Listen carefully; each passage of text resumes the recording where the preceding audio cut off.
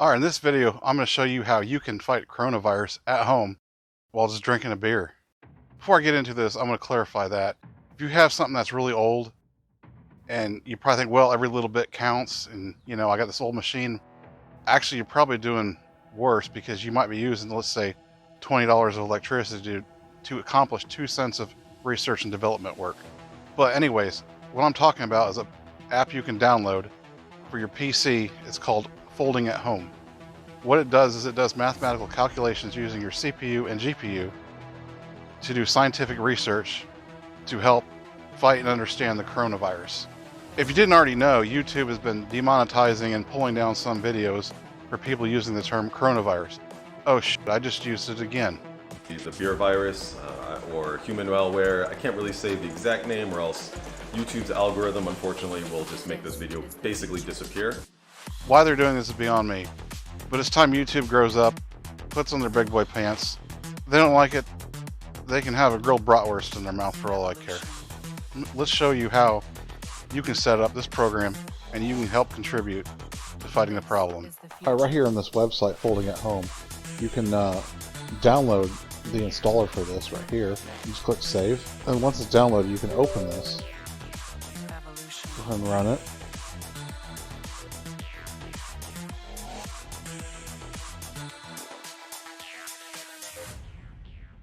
I will put a link for all this in the description.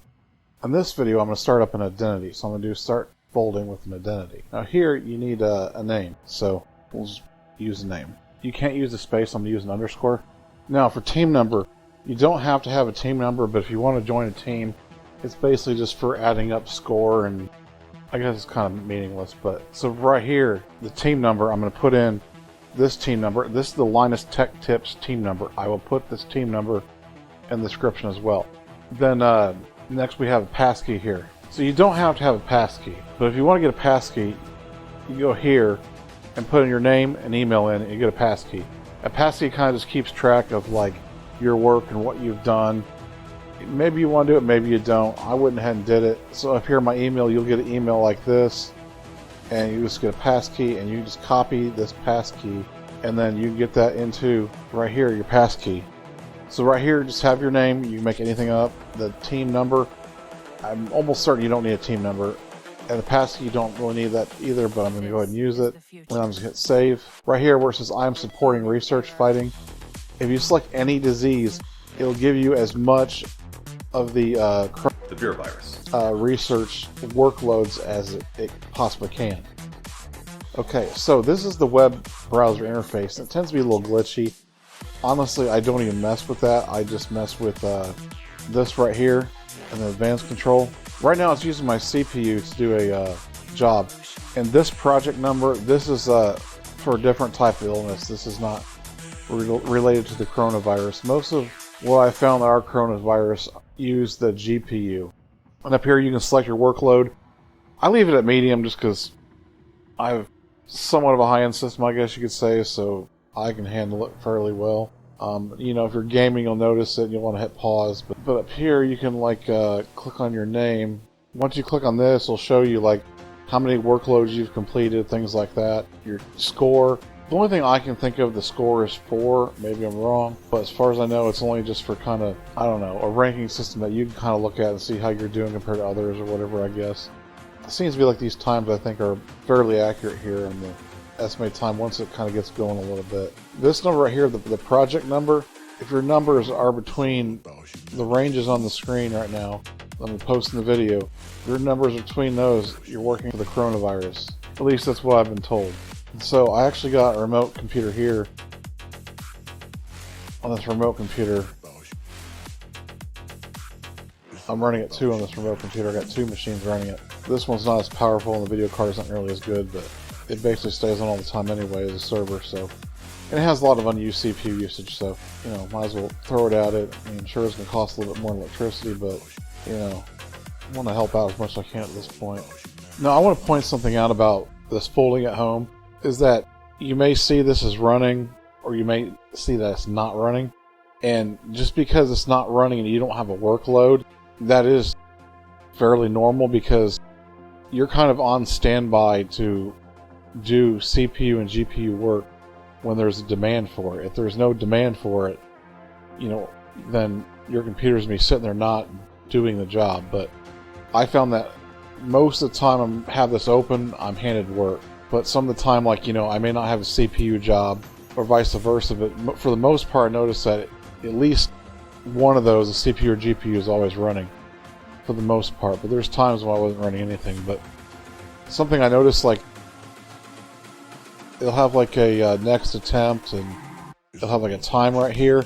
If you see that and it goes high, if you just click on the CPU or the GPU part, and then go here and hit pause, right click again, hit fold, then that timer, because that timer keeps going up, the number of failed times. So if you just do that, pause it, then hit fold again right here, then it kind of, I notice it resets that timer back, so you might then grab another job. I've been doing that a couple times. But right now, as you can see, the GPU job, it's coming along, it's 4%, and CPU's at 10% already. The slower the computer you have, it might take more time, you know. But like I said earlier, don't hook up something that's like antique, you know, to this, because then you're just wasting, you know, let's say 10, 20 bucks in electricity for a couple pennies of work. And that's not really efficient, you know what I mean? And then you'll have the vegans getting angry at you and telling you you're wasteful. It's drunk grilling time. Today, we'll be smoking some cod.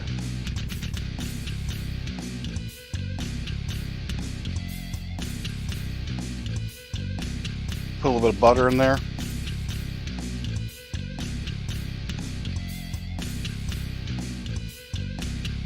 We use this as a mixing bottle. A little thyme.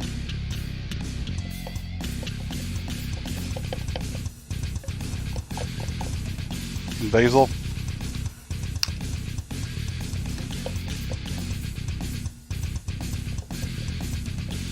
Some garlic.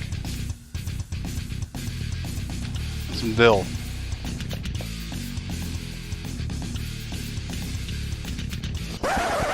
I just want to stop here and say that the following video has been rated O for offensive. Watching this, you may laugh to some adult-themed jokes and or wind up in a special place in the afterlife, but we're not there yet. So let's proceed. Watching him come so hard, yet so funny. Next, a little bit of light sodium soy sauce.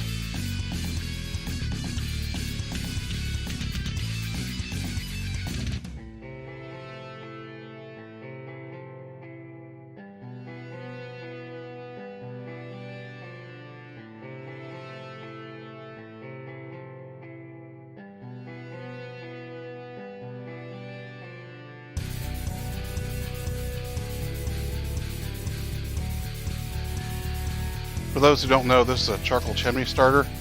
Here's the view of it upside down. And we're just going to put paper in here in a ring.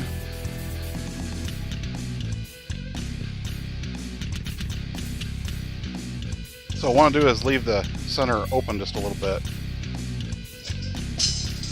Then, for extra measures, I'll put some in here.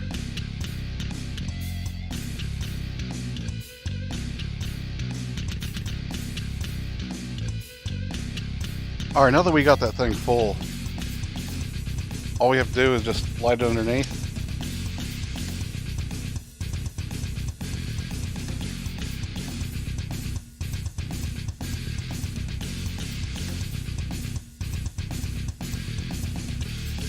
And we'll just wait a few minutes.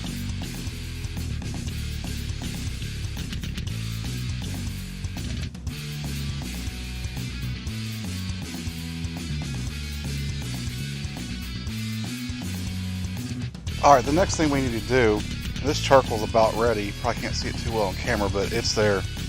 Next thing we need to do is open these dampeners on here just a little bit.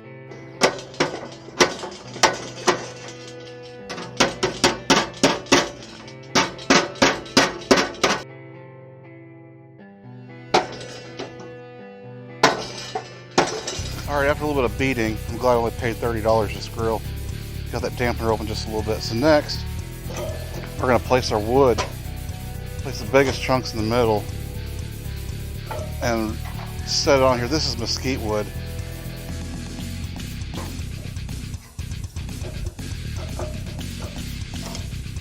set it like that, and take these hot coals here and just dump it on top.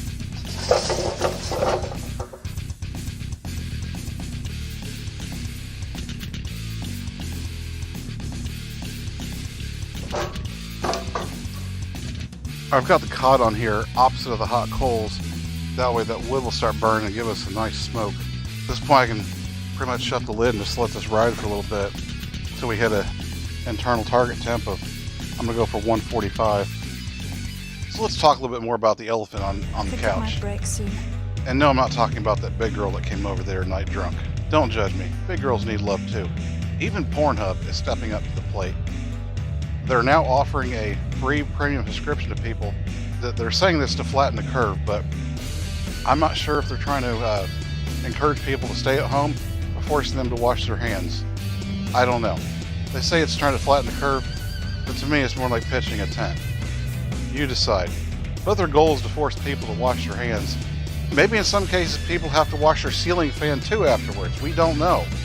But I suppose staying at home and running the Folding at Home app, spending a little bit in electricity to help fight it, is probably better than being out in the street and getting a net thrown over your head and tossed in jail or whatever.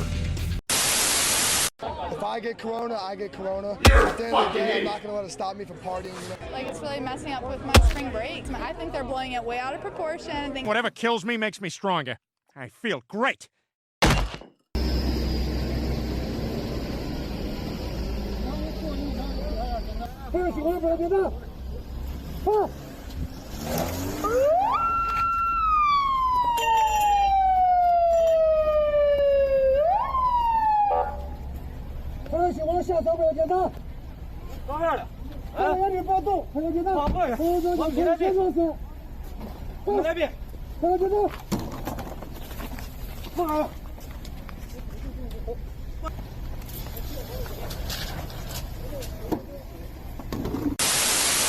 Alright, move this over the coals, you can see. And let's get this one last check here.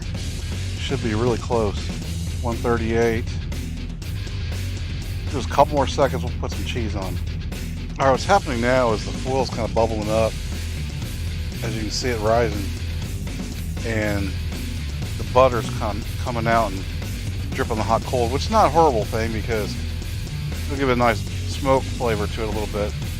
Maybe just slightly at this point, it's about done. So I'm going to move this away from the hot coals and get another temp reading. This should be really close, like I said earlier. Just barely. It's about 140. So right now, almost 140. So I'm going to go ahead and put the cheese on at this point.